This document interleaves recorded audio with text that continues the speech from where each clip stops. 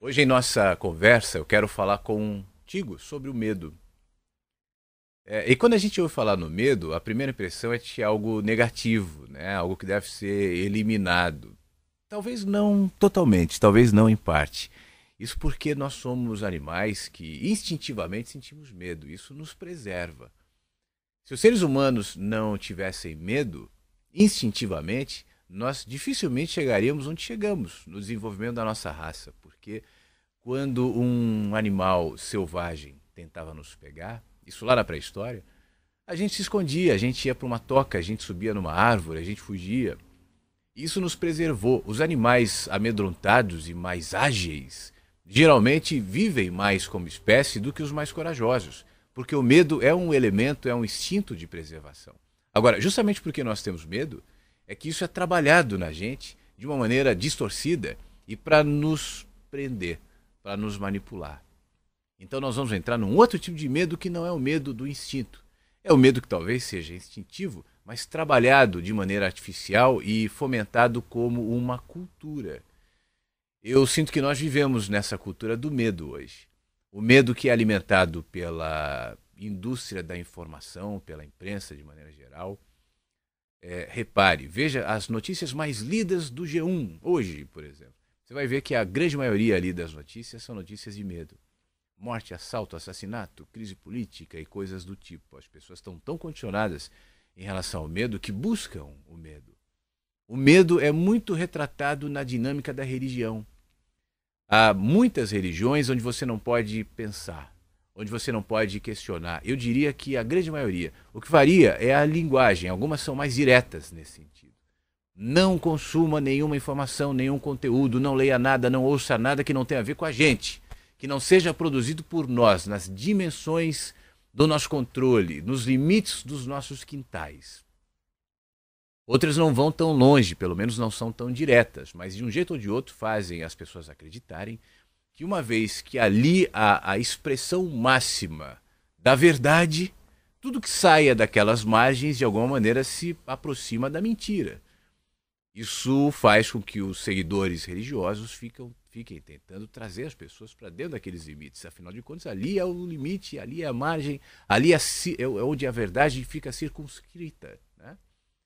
E exatamente por isso cria-se uma cultura, um ambiente de medo. O medo está presente nas nossas relações. Tem muita gente que tem medo de ficar sozinha, de envelhecer sozinha, e acaba se relacionando com pessoas que de outra maneira não se relacionaria. Nós acumulamos por medo, nós compramos por medo. Aliás, o medo é uma ferramenta de controle também por isso. É por isso que se usa tanto na mídia, de maneira geral, o medo. Porque o medo é uma ferramenta muito valiosa para te fazer consumir. Não somente seguros e coisas que teoricamente te protegerão, mas o medo também faz com que você compre mais chocolates, mais doces e coisas do tipo. É claro que não é só o medo que te faz comprar doces e chocolates, e aqui não há nenhuma oposição em comprar doces e chocolates. Mas quanto mais ávido, quanto mais angustiado, quanto mais temeroso você estiver em relação à vida, mais você compra. O medo é ferramenta de consumo. Eu já falei, acho que uma vez aqui nos vídeos, repare nas dinâmicas, por exemplo, dos telejornais.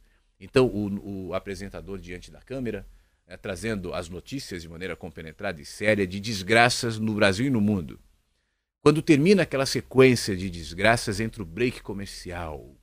Bem-humorado, leve, criativo, atraente, pessoas felizes. Compre, venha, seja um de nós. Essa dinâmica do bem e do mal, né, se coloca o tempo todo. Agora, o que o medo representa para a gente? É como um fantasma. O que são os nossos fantasmas? São nossas criações psíquicas, são nossos medos acumulados. E, sobretudo, o medo do desconhecido. É por isso que quem tem medo de fantasma tem medo do escuro. Você vai ao cemitério ao meio-dia, e por que não vai à meia-noite? Porque essa mística em volta da escuridão, do desconhecido. Porque ali eu não sei o que tem. Ali eu não tenho controle. Ali eu me exponho e então eu tenho medo. Mas na realidade, o desconhecido nesse caso não é o ambiente, ainda que a gente pense que seja. E a ameaça não é o fantasma. ainda que muitas vezes nós pensamos que é. Na realidade, os fantasmas e o desconhecido são dimensões que moram aqui, dentro da gente.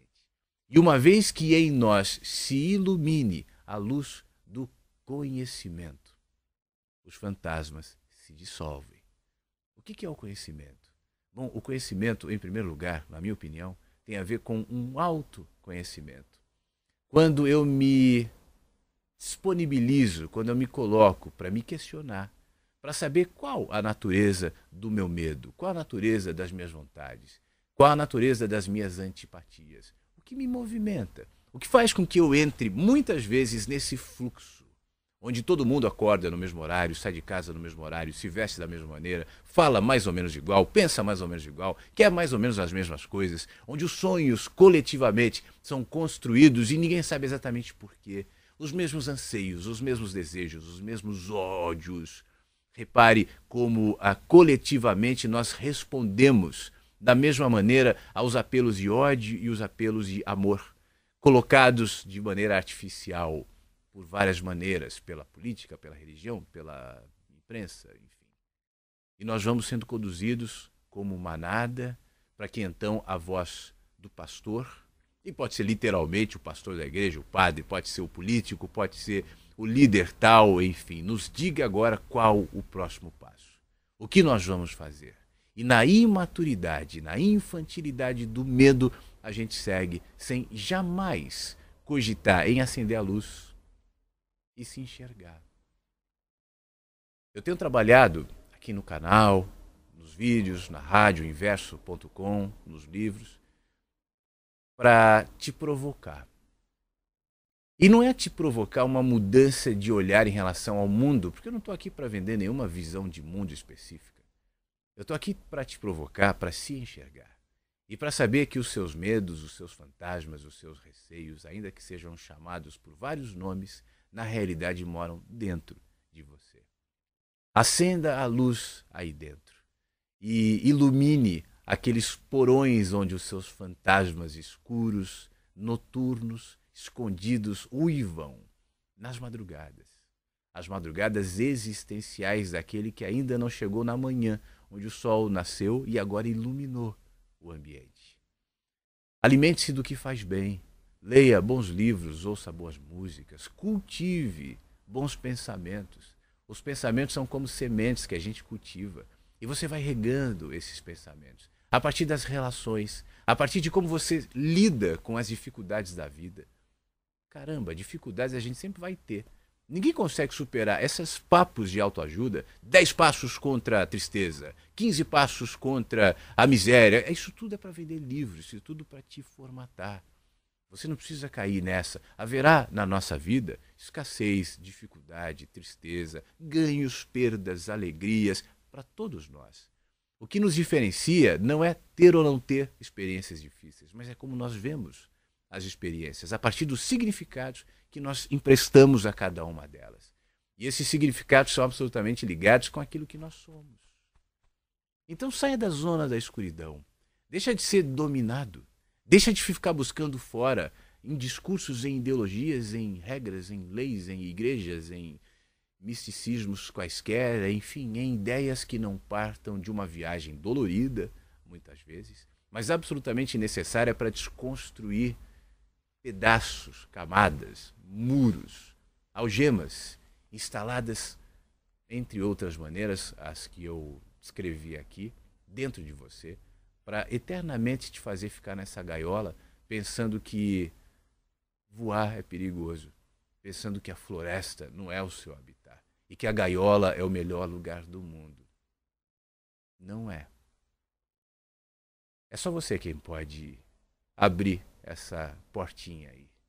É só você que pode se expor às dores e às maravilhas de quem se propõe a conhecer a si mesmo. Você não precisa conhecer a mim e ao mundo e a ninguém. O que você precisa fazer é se conhecer e, para isso, acender a luz que ilumina o desconhecido, que dissolve os fantasmas, que te traz conhecimento e que te traz paz.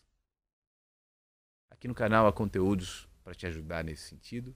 na radioinverso.com também. Fique bem. E, aliás, mais do que na Rádio Inverso e no canal, na vida também. Nos cotidianos, nas experiências, nas situações que você às vezes passa desatentamente, mas, no entanto, são absolutamente ricas, potencialmente, para te ajudar nessa viagem. Tá bom? Um beijo para você. Se cuida.